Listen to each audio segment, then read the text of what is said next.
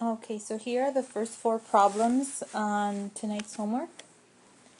And what I did is I set up, let me see. For the ones that were pretty straightforward, like number 5, I just gave you the answer. They want the answers rounded to 3 decimal places. For number 6, just a reminder that when you input the 1/3 in your calculator, that you use parentheses to let the calculator know that the 1/3 is together. So here's the left parenthesis and the right parenthesis. Do not convert it to decimal because this is a non-terminating decimal. 1/3 is 0.333 forever, right? So just to get a more precise answer, keep it as a fraction and then round off at the very end. They want you to round off to 3 decimal places. Number 7, again, pretty straightforward. Just 5 to the negative pi power. Number 8, when you multiply the negative 3 and the negative radical 2, you get 3 radical 2.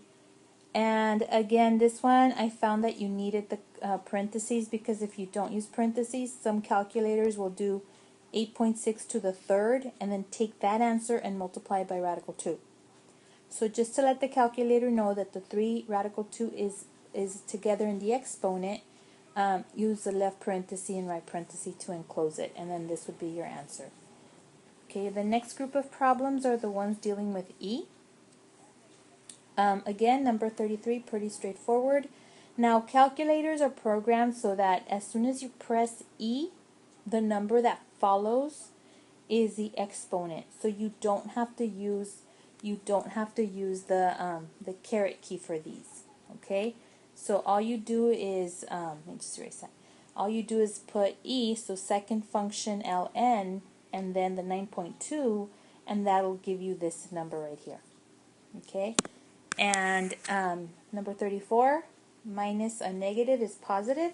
Now this one, unlike the previous fraction, this one you could convert it to a decimal because 3/4 is a terminating decimal, so 0.75.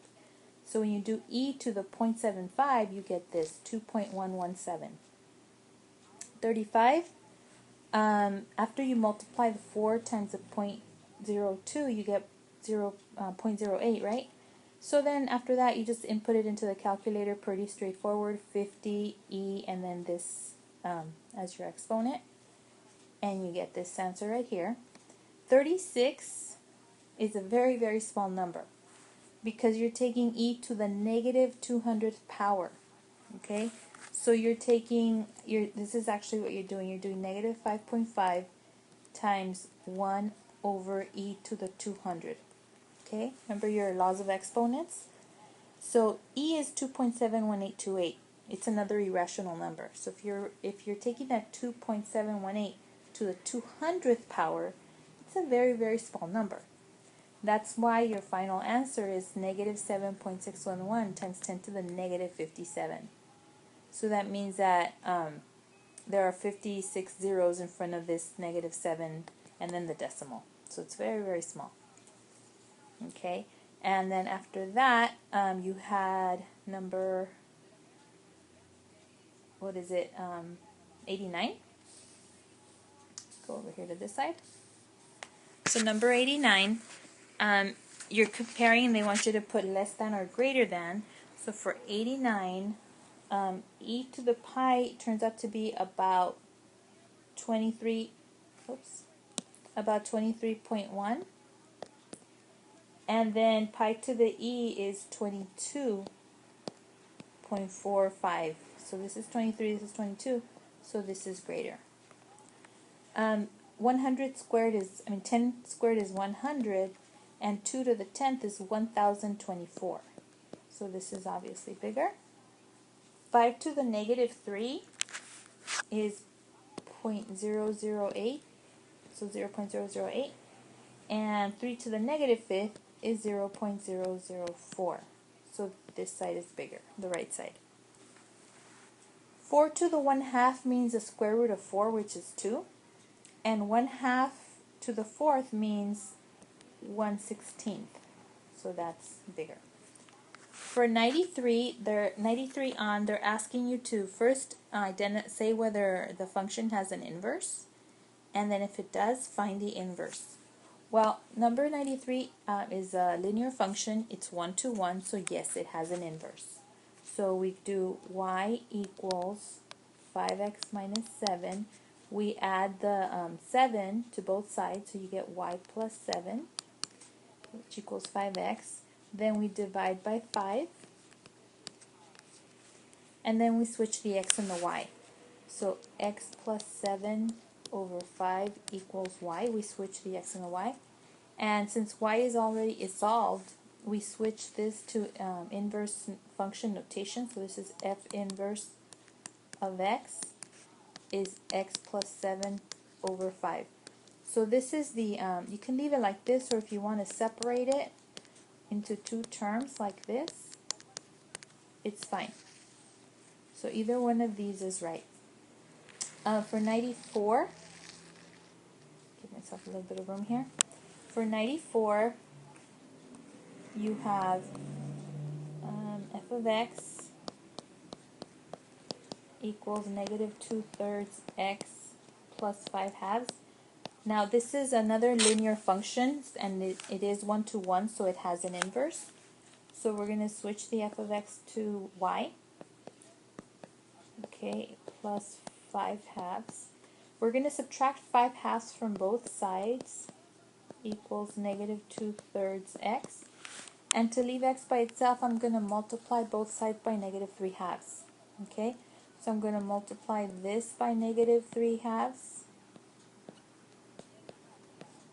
and this by negative 3 halves. Don't forget the parentheses. That's a very common mistake. So you have to distribute the negative 3 halves here and here. Okay, because a lot of students just multiply the y by negative 3 halves and forget to distribute it with the 5 halves. So on the right side, I've got x by itself because negative 2/3 and negative 3 halves, when you multiply together, you get 1. On the left side, negative 3 halves y plus 15/4. So now that x is by itself, we can switch the x and the y. That gives you this equals y. And so now we can write it in function notation. And we get negative 3 halves x plus 15/4. So that's that's number 94. Let me see. 95, I'll just put right here on this side. 95 is f of x is cube root of x plus 8. Now this is a cube root function. It's also 1 to 1, so it has an inverse. So we switch the f of x to y. We get rid of the cube root by taking both sides, cubing both sides. So now I have y cubed equals x plus 8. Subtract the 8 from both sides. And so y cubed minus 8 equals x. Now that x is by itself, I'm going to switch the x and the y. And so now that y is isolated once again, I'm going to change over notation to f inverse of x equals x cubed minus 8. And that's the inverse function of number 95. 96, f of x is the square root of x squared plus 6. Now this is not a 1-to-1 function because, and I'll just give you one example. When I put a 1 in place of the x, I get 1 squared plus 6, which gives me radical 7. When I put a negative 1 in place of the x, I get negative 1 squared, which is 1, which also gives me radical 7. So this is it's not a 1-to-1 function. Okay, so that's the reason why it has no inverse function. And that's it. Oops, function.